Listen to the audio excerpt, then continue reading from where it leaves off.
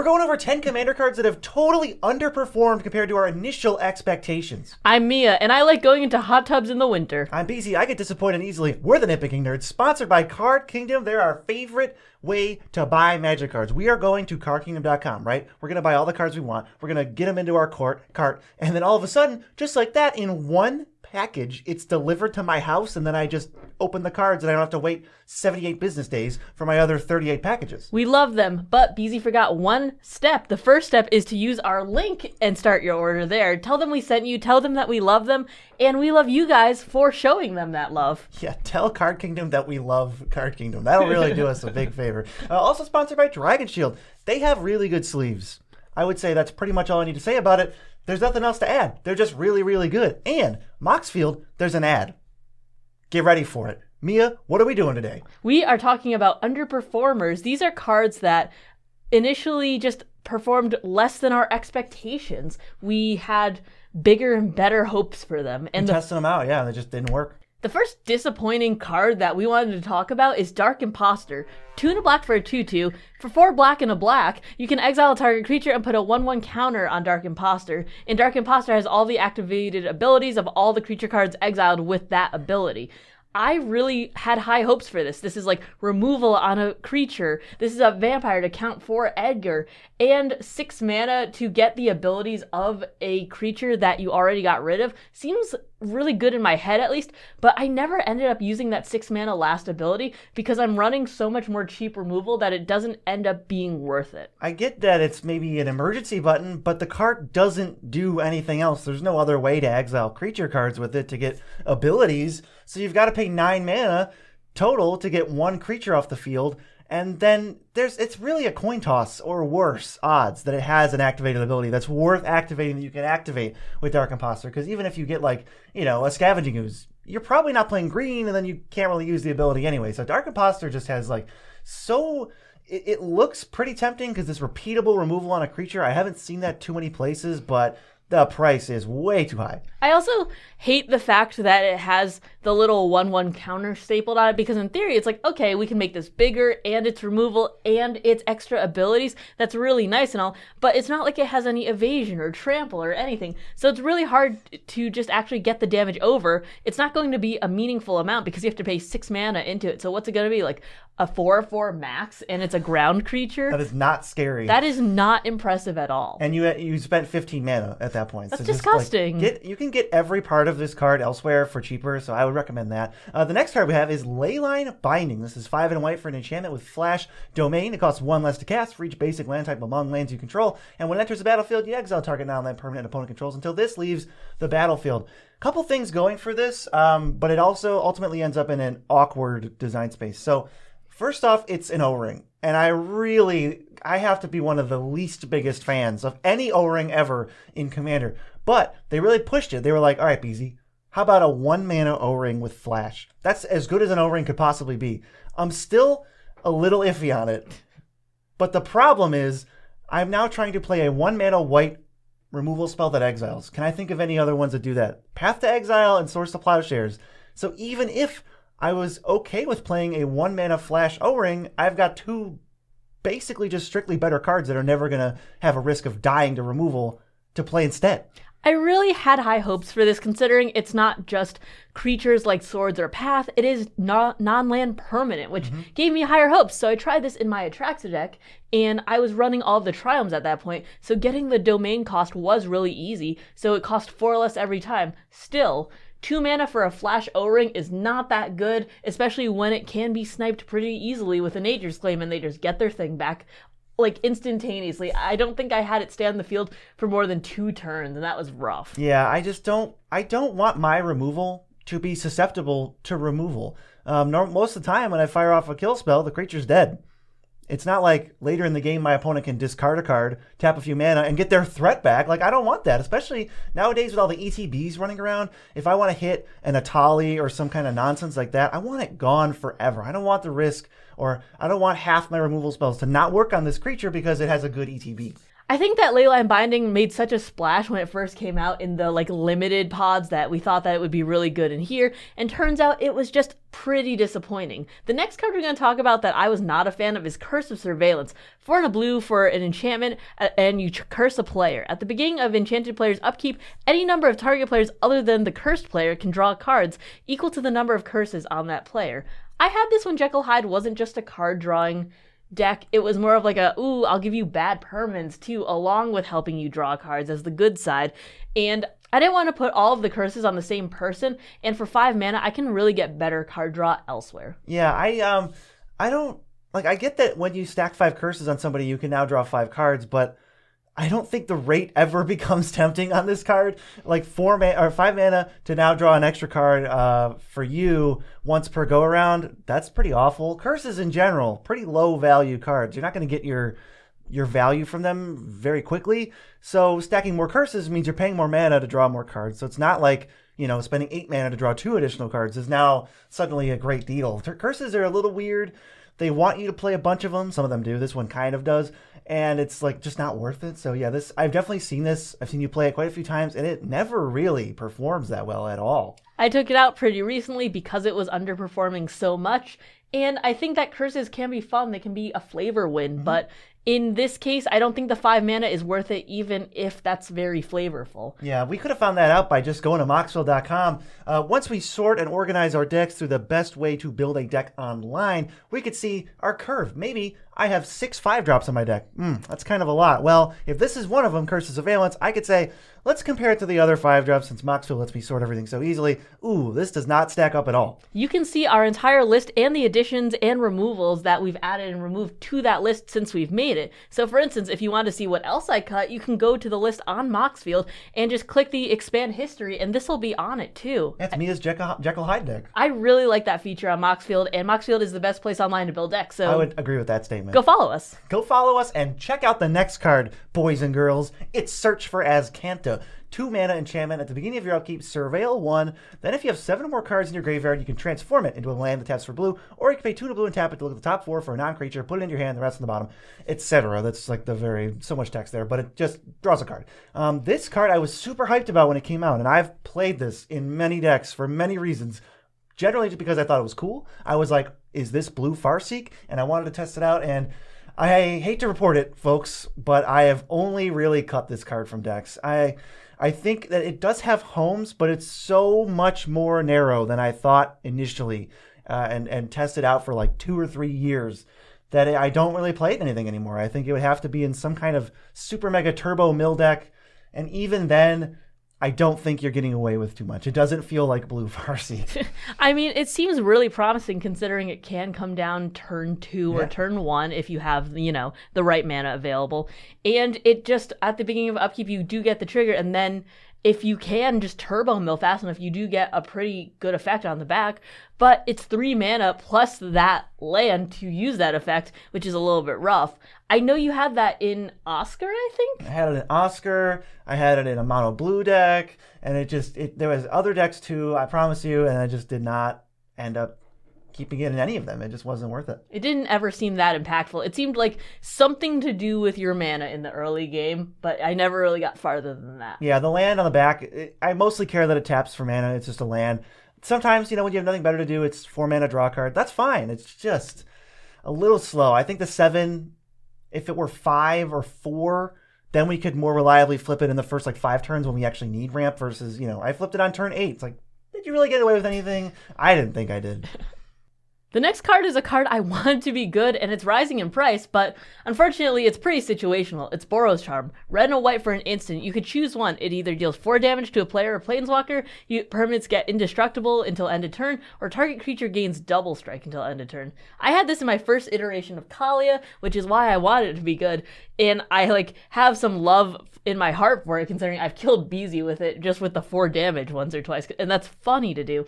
However, I think that it could be a lot better, considering if you have this thing in your hand, you have to wait for combat, basically, to actively do something, or a board wipe that doesn't exile. I think it's very situational, and to keep up 2 mana the entire time, I'd rather keep that 2 mana up for a spell that's a little more multimodal. Yeah, this spell, despite having 3 modes, really just has 1 mode. I think the other 2 are borderline unusable. There's some Voltron decks that could care about the double strike, but when I'm holding up 2 mana, I want to be able to use this charm, even if the blowout scenario doesn't happen. And there's no modes that do that unless I'm firing off 4 damage, like on somebody else's turn. And again, the middle one doesn't even stop all board wipes. There's plenty of good ones: Deluge, Farewell, Psych Rift, 3 of the most played ones. It just doesn't even hit. So a good charm that I like to compare this to is Rakdos Charm. Rakdos Charm, when I hold up black-red for this, I'm going to cast Rakdos Charm because I'm almost always going to have an artifact in play to destroy. I can definitely snipe somebody's graveyard if I feel like it's getting too problematic. And there's the blowout, living the dream mode that you do 5% of the time. Deal 1 to everybody if something gets out of control. That, I feel like, is a charm worth playing because if you hold up the mana, you can still cast it even if someone doesn't fall into your trap. All charms are not created equal, and this is just one example of that. I would love for this card to be so good, but with the rise of -1/-1 board wipes and exile board wipes, and the fact that usually I feel like there's a lot less big creatures swinging in, like just one big one, and there's a lot more incremental damage in the long run. And so I do agree with you that 2 of these modes are basically unusable. The 4 damage is funny, but since it's only players and planeswalkers, which aren't really played in Commander that much because they're so susceptible to being removed. So susceptible to Boros Charms. Yeah, then it's basically just Boros Charm deals 4 damage to a player of your choice. Yeah, I've never really seen Boros Charm be anything more than a mediocre answer to a board wipe, and I go, yeah, that's fine. It doesn't really feel like you're getting away with anything. I think this card would probably just be better as another modal spell or something else. I feel like we're close. If the first mode was exile and enchantment, I think we're there. I think this card would be so much more playable. I think that 2 mana for exile, target enchantment or just something. Something I can cast, ever. It could be really good. I'm just very sad about this. Next up is a card that is absolutely played more just because it's cool. It's Moldervine Reclamation, 3 black-green for an enchantment. Whenever a creature you control dies, you gain 1 life and you draw a card. Very interesting card here because I was looking at a similar card, Dark Prophecy, black enchantment. Whenever a creature you control dies, you draw a card and lose 1 life. I think just generally that rate is way better, and if your mana base is good to great in Commander, it's just cheaper and you can play it sooner, and it just seems like a better card to me outside of specifically green-black life gain, which is a small niche corner of Magic.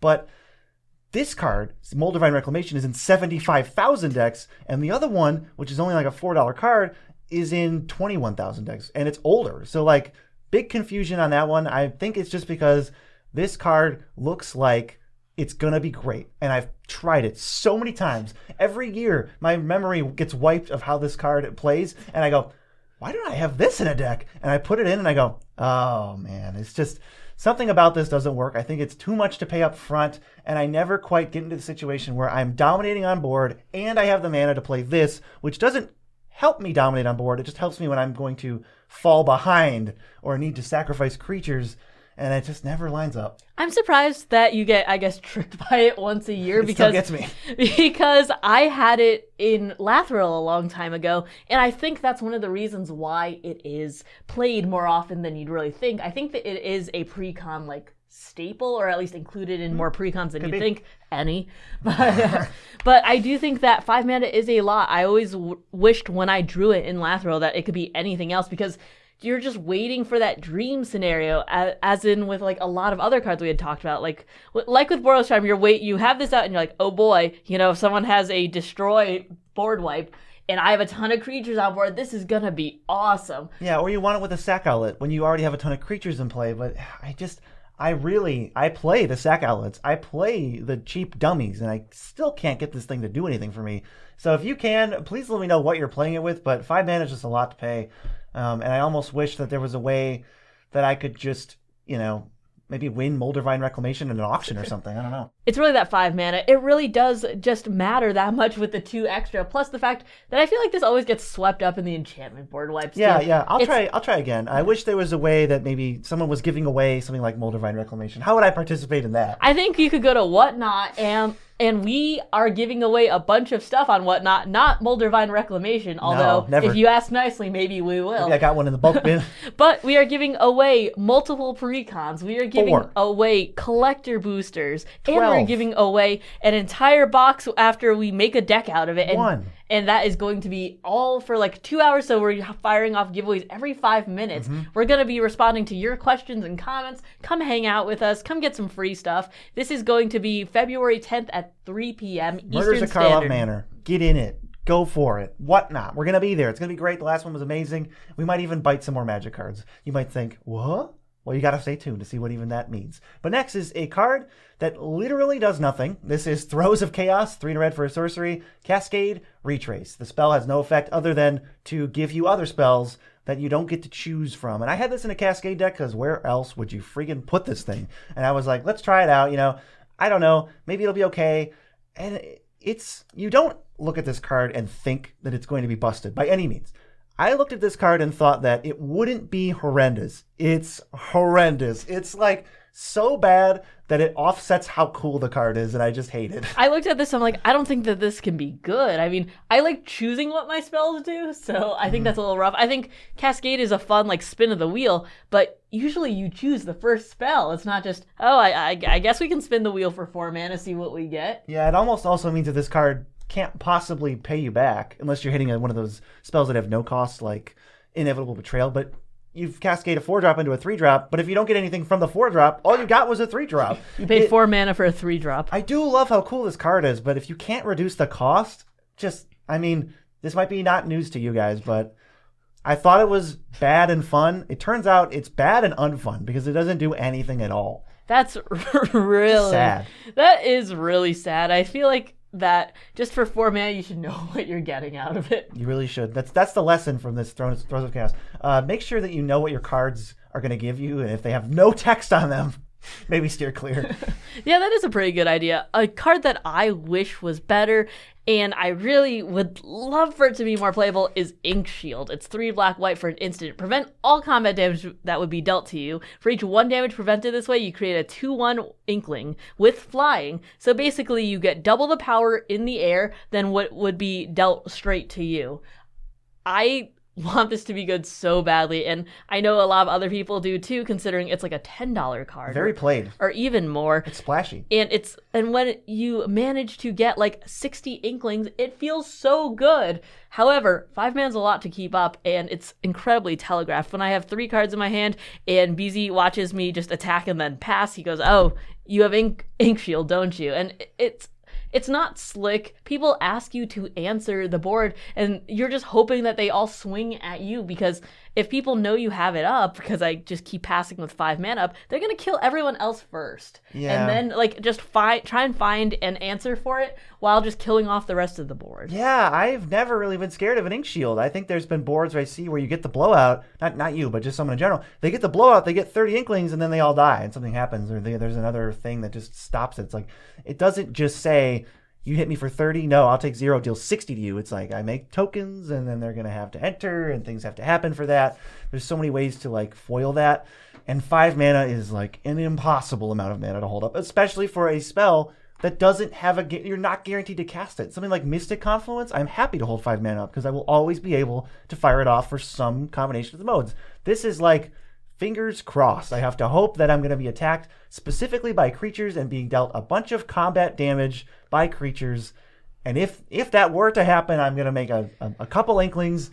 And yeah, I think the other point that you made is, once this kind of like got me once, if you play against people multiple times, like if you have a play group, Ink Shield has never gotten me a second time, because it's so, to me, obvious of like, what else could you have? There's no other 5 mana instance that we're playing. Those cards are not very good. So it's like, I guess I'll just attack you for 9 a couple times, try to like feel things out. I won't tap my mana pre-combat in case I need to answer some inks post-combat. It's not very effective. Not as effective as we thought. It has such cool art. It's such a cool effect, and it's such a gotcha card that I know, like you and me, both players, that we want this to be good. But I do remember there was a game we were playing with Joe Cherries, and they had their Maelstrom Wanderer deck out, and they had like 80 power on the board, and I was like, please swing at me. Please swing like full force just into my board, and I will just block none of it. You're the Joker, like, hit me. Yeah, and I wanted to so badly because I had kept 5 mana up, but Joe was attacking every other player because I'm not sure if it was telegraphed or not, but just I was not the best person to attack at that point, and so I was passing every single turn, like for 3 or 4 turns with a ton of mana up because I was like, well, when this hits, it's gonna be awesome. And then it never hit. And then I died to like Terror of the Peaks or something. Yeah, something like that. Mm-hmm. It's just a tragic carding shield. We got to move on to another card, probably the one people will agree with us the least on. It's Elspeth, Sun's Champion, 4 white for a 4 loyalty Elspeth. She's got a +1, make 3 1/1s, -3, destroy all creatures with power 4 or greater, and a -7, you get an emblem with your creatures, get +2/+2, and have flying. Elspeth to me suffers from just being like, you know, it's over a decade old, I think, at this point. And it's just not really on par with some of the other token makers / pseudo wipes that we have access to that I don't find myself ever going to Elspeth. I used to play it back in the like early Commander Precon days, 2013, 14, 15. I was all over this card. I loved it. And it's just dwindled for me. I haven't played this card in years just because it doesn't hold up to me. I think +1, make 3 1/1s is okay. But if the 1/1s are chump blocking Elspeth, you're +1ing for nothing, right? You're just kind of breaking even and untapping with Elspeth again to +1 to have tokens die to +1, and that doesn't feel you're letting your opponents, you know, they're buying time to answer it further. -3, she's probably dead because you're wiping off some big creatures, but then there's plenty of small creatures left to take her out. And then I think the emblem is a little hard to get, and I don't think this is a very efficient rate. Assuming you can +1 her, make 3 tokens, she survives, +1 again, make 3 tokens, and then she dies. That's, I feel like, the life cycle of Elspeth's. That's 6 mana over 2 turns for 6 tokens. I also think that for 6 mana, even if you could just get her emblem immediately, and I was 6 mana creatures get +2/+2 and have flying, that's not that impressive nowadays, considering we have things like Elishnorn for 1 more mana, and just everyone else gets -2/-2. That's so much better. And Planeswalkers are so hard to keep in play. As you mentioned earlier, the board wipe is not that premium. And just keeping 3 1/1s, if you want these creatures to die, then there are better things in white if you're going like black-white aristocrats, or you could just get death triggers elsewhere, but that's not why you're playing this. You're probably playing this because Elspeth is cool. Elspeth is cool. That's and why I agree. was playing it. She is a cool character. This card is not that good, though. Yeah, it was. I think that's what kept her in my decks for a little bit longer because I was like, Elspeth's so cool. This is the coolest version of her. I played that standard format. I played many Elspeths in Abzan Control with Courser, Krufix, and Thoughtseize. That was awesome. Didn't translate to Commander. At least, it did for a little bit, but it couldn't hold on. I'm really sad about that. There's some cards that are close to my heart that I wish were a little bit better, too. Yeah. All right, the next card on our list. This is Keeper of Fables. 3 green for a 4/5. Whenever one or more non-humans you control hit a player, you draw a card. I've tried this a couple times, mostly in the budget arenas, but I have not found it to be as effective as I thought. I thought, you know, I've got some tramplers, I got a big boy, my commander's got trample, I'm going to maybe connect. Most green creatures are not humans anyway. I'm going to get a few cards per turn off of this. Maybe I can get like a budget Orin, Frostfang, or Toski effect. It was kind of bad, weirdly. Yeah, I feel like looking at this, it's not that impressive because 5 mana up front, and then you have to have creatures that can hit a player. So you either need giant amounts of creatures or a trample effect or something. And it's not even per creature, it's Per just player, yeah. Yeah, it's per player. So that's a little bit rough too. And then so at most you get 3 cards a turn cycle if you can hit every single player consistently. That's a lot of ifs and those are a lot of hoops that I'm not willing to jump through. Yeah, I want to stress that I was trying to play this in a budget deck because once you compare this to Orin Frostfang, I think it's embarrassing, and there's no reason to play this over Orin Frostfang pretty much at all, other than you like cats.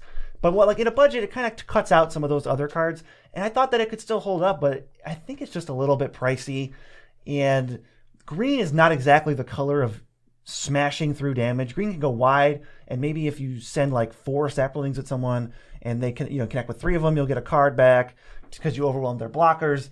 But it felt like a little bit more trouble than it was worth, which is unfortunate because I think this card's cool. I like that it's an uncommon, but it just didn't get there for me. At this point, I'd rather just play Harmonize. At least that's guaranteed and not 10 billion hoops to jump through. 10 billion hoops. If you want to see more billions of hoops that cards had to jump through just to make it on an Underperformers list, this is our most previous Underperformers list, which I think is a good watch.